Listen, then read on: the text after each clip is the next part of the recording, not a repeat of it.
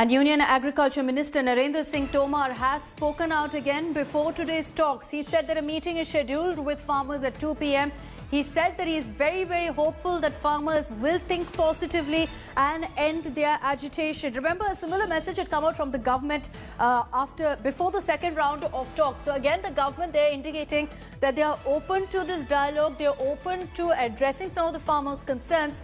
But Narendra Singh Tomar also saying that they're hoping that farmers will think positively and end their agitation. Let me take this across to National Affairs Editor Rahul Srivastava. Before that, let's listen into exactly what Mr. Tomar has said.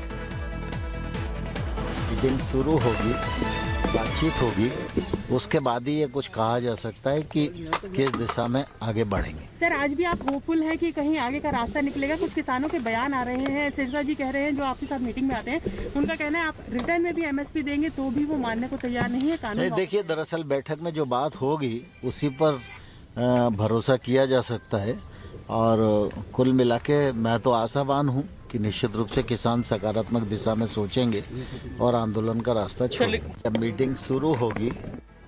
Rahul Srivastava is with us for more on this. Rahul, another positive note that's been struck by the government ahead of talks. But considering that farmers now systematically upping the ante, they're talking about an all-India protest, a Bharat Bandh in a few days from now on December 8th.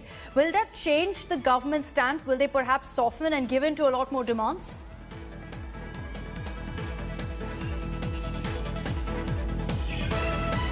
Akshita, the government will like to avert a large nationwide protest as far as the farm bills are concerned.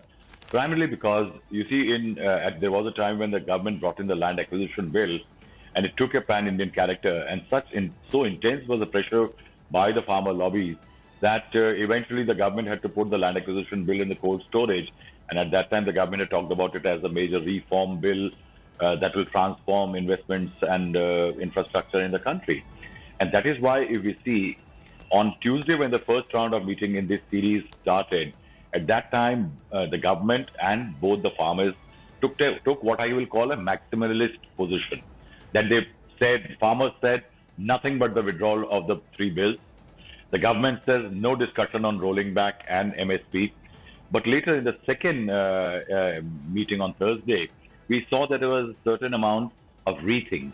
So the government took the 39-point charter of demands by the farmers and started discussing some elements which it thought were tenably in terms changeable and amendable. And APMC, the stealing, stock stealings, the dispute resolution, a lot of these elements, now the government, as per the farmer demands, is saying that it is ready to amend. Now that will mean that there will be certain amendments brought to the bill. So the government has gone back.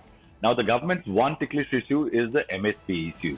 Now, the government is not ready to put it as far as the statute is concerned, but is trying to find a via media.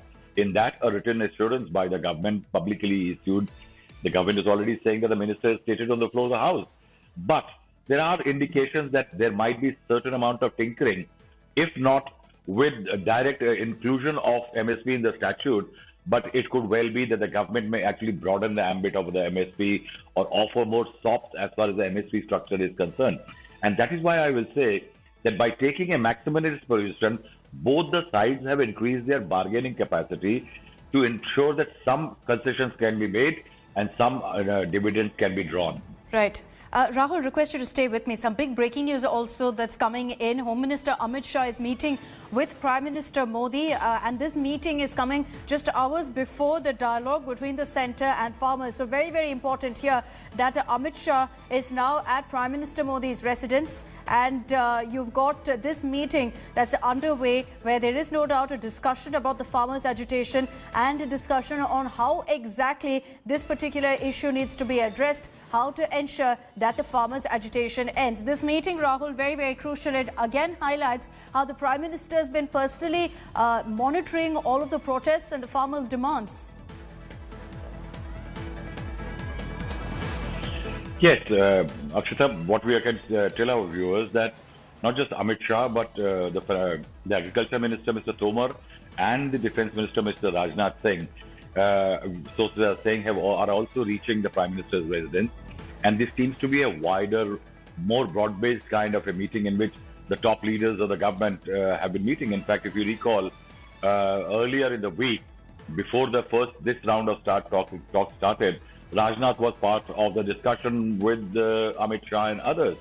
And it seems that the government will give it a good hard rethink, because today perhaps is the last opportunity for the government, which was looking for engagement earlier, to clinch a deal in some way so that it can avert a crisis on the 8th or any kind of escalation. Because remember, there is a problem for the government is that if it does not give the union certain amount of tangible outcomes from this meeting, the unions will lose credibility with the farmers who are protesting, and then there might be a problem, because who controls the farmers after that?